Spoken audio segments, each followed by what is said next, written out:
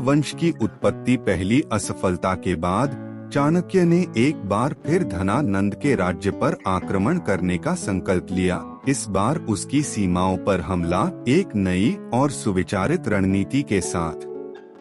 एक रोचक और उल्लेखनीय कथा जो सुनने लायक है।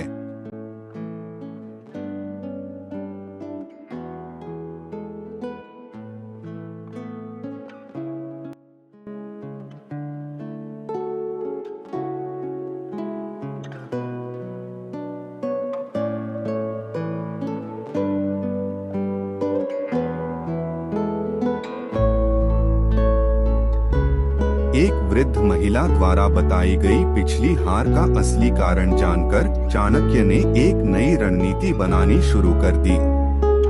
वह और चंद्रगुप्त दोनों एक नई सेना बनाने के लिए जंगल लौट आए और उन वनवासियों को भर्ती किया जो बेरोजगार थे और सेना में शामिल होने के लिए उत्सुक थे। इसी समय चाणक्य ने छोटे सीमावर्ती राजाओं से संपर्क स्थापित किया जो या तो धनानंद की शक्ति से ईर्ष्या करते थे या अपने क्षेत्र का विस्तार करने के लिए महत्वाकांक्षी थे। स्थानीय शासकों और आम लोगों के समर्थन से चंद्रगुप्त ने राजा धनानंद के साम्राज्य के परिधीय क्षेत्रों पर आक्रमण करना शुरू कर दिया। इस दौरान उनकी मुलाकात धनानंद की बेटी राजकुमारी से हुई और दोनों में परस्पर प्रशंसा विकसित हुई और भविष्य में एकजुट होने का संकल्प लिया। जब उनकी सेनाएं पर्याप्त रूप से शक्तिशाली हो गईं, तो चंद्रगुप्त ने राजधानी पाटलिपुत्र पर एक निर्णायक आक्रमण किया। कई दिनों तक चला यह भीषण युद्ध धनानंद के बंदी बनाए जाने के साथ समाप्त हुआ। हालांकि उनके अनुरोध पर धनानंद को मुक्त कर दिया गया और उन्होंने एक मुनि का जीवन यापन करने का निर्णय लिया। अपने नए शासन के विस्तार और स्थायित्व के लिए चाणक्य को अपार वित्तीय संसाधनों की आवश्यकता थी। उन्होंने एक धनी व्यापारी से संपर्क किया जो इस शर्त पर चंद्रगुप्त का समर्थन देने को तैयार हुए कि वह उसकी सुंदर पुत्री धुरंधरा से विवाह करेंगे। दोनों पक्षों ने सहर्ष इस संधि के लिए सहमति दे दी। धनानंद के शासन के पतन के बाद चंद्रगुप्त ने राजकुमारी नंदिनी से विवाह किया जो शस्त्र विद्या में अद्भुत निपुणता वाली एक सुंदर महिला थीं। चाणक्य के मार्गदर्शन और नंदिनी के बुद्धिमान समर्थन से चंद्रगुप्त ने अपने साम्राज्य का विस्तार करना शुरू किया। विस्तार के दौरान चंद्रगुप्त का सामना सिकंदर के सेनापति से हुआ जिसे उसने बाद में पराजित कर दिया। एक रणनीतिक संधि के तहत चंद्रगुप्त ने सेनापति की सुंदर पुत्री हेलेना से विवाह किया। बदले में उसे सैन्य सहायता, धन और अतिरिक्त क्षेत्र प्राप्त हुए। कालांतर में चंद्रगुप्त की 3 रानियां हुईं और उन्होंने नेपाल, तिब्बत और भूटान जैसे क्षेत्रों सहित पूरे भारत पर शासन किया। इस प्रकार वे 25 वर्ष की अल्पायु में मौर्य वंश के प्रथम महान सम्राट बने और चाणक्य उनके बुद्धिमान और समर्पित प्रधानमंत्री थे। जैसा कि पहले बताया गया है, चंद्रगुप्त को बचपन से ही चाणक्य ने किसी भी प्रकार की विकृति से बचाने के लिए जहर की एक छोटी खुराक देने की शुरुआत की थी, जबकि चंद्रगुप्त और अन्य लोगों को इसके बारे में पता नहीं था। सबसे बड़ी रानी धुरंधरा पूर्ण गर्भावस्था में थीं और एक दिन उन्होंने चंद्रगुप्त के साथ दोपहर का भोजन साझा किया और कुछ खाद्य व्यंजन बदले। वह जहरीले भोजन का प्रभाव सहन नहीं कर सकी और गिर पड़ी और उनकी मृत्यु निकट आ गई। चाणक्य को उनकी और बच्चे की देखभाल के लिए बुलाया गया। चाणक्य को यह कहानी पता थी और उन्होंने तुरंत कदम उठाए और किसी प्रकार के जहर का उपयोग करके उसके पेट का ऑपरेशन किया। उन्होंने बच्चे को तो बचा लिया, लेकिन बच्चे की मां को नहीं बचा सके। प्रक्रिया के दौरान शिशु के माथे पर विष की एक बूंद गिर गई, जिससे एक स्थायी धब्बा बन गया और इसलिए उसका नाम बिंदुसार रखा गया। दुर्धरा के अंतकाल में उन्होंने रानी नंदिनी से अपने पुत्र को अपना पुत्र मानने के बाद उसकी देखभाल करने का अनुरोध किया। उन्होंने रानी नंदिनी को वचन दिया कि वे स्वयं अपने बच्चे को जन्म नहीं देंगी।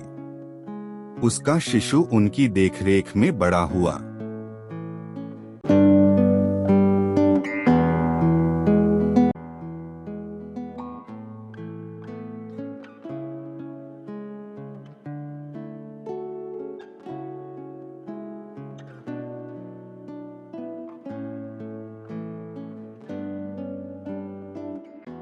चंद्रगुप्त मौर्य राजवंश के प्रथम और संस्थापक राजा थे।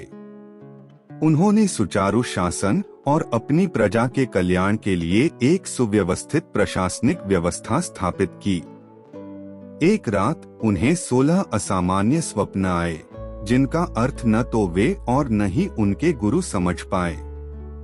इन स्वप्नों से परेशान होकर चंद्रगुप्त को भय हुआ कि कहीं ये स्वप्न कोई दैवीय चेतावनी तो नहीं है, या मौर्य साम्राज्य की स्थापना के लिए उनके विजय अभियानों के दौरान हुए भारी रक्तपात का परिणाम तो नहीं है।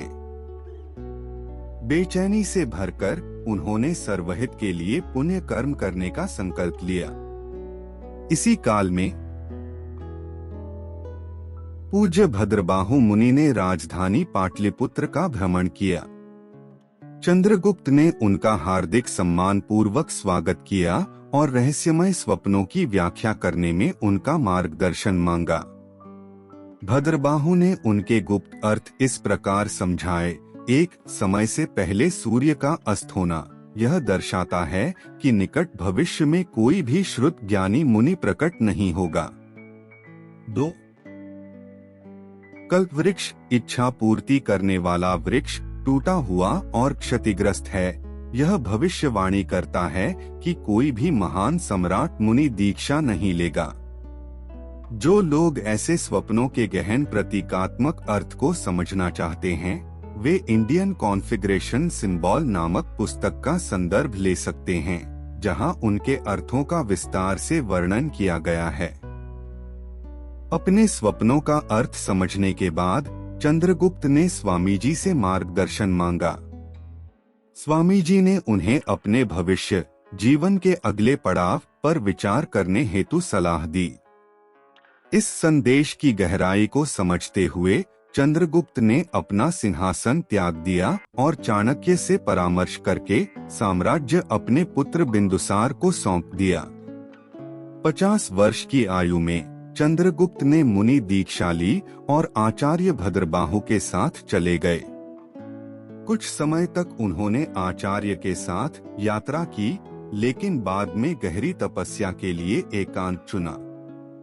जंगल में अकेले घूमते हुए वे रास्ता भटक गए और 15 दिनों तक बिना भोजन के रहे, क्योंकि वहां गांवों या बस्तियों का कोई निशान नहीं था। आखिरकार वे एक छोटे से शहर में पहुंचे, जहां उन्हें साधु संतों के बताए तरीके से भोजन परोसा गया। एक दिन अपना भोजन खत्म करने के बाद स्वामी अपना कमंडल उठाना भूल गए। जब वे उसे लेने वापस लौटे तो वहां शहर नहीं था और उनका कमंडल एक पेड़ की टहनी पर लटका हुआ दिखाई दिया। यह महसूस करते हुए कि भोजन देवताओं द्वारा दिया गया था, वे अपनी तपस्या यात्रा जारी रखने हेतु उस जगह से प्रस्थान कर गए। चंद्रगुप्त ने 22 साल तक एक तपस्वी जीवन तरह जिया। अपने अंतिम दिनों में वे एक पहाड़ी पर रहे, यह महसूस करते हुए कि उनका अंत निकट है।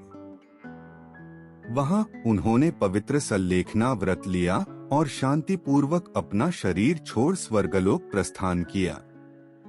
जिस पहाड़ी पर उन्होंने स्वर्गलोक प्राप्त किया, वह अब चंद्रगिरी के नाम से जानी जाती है।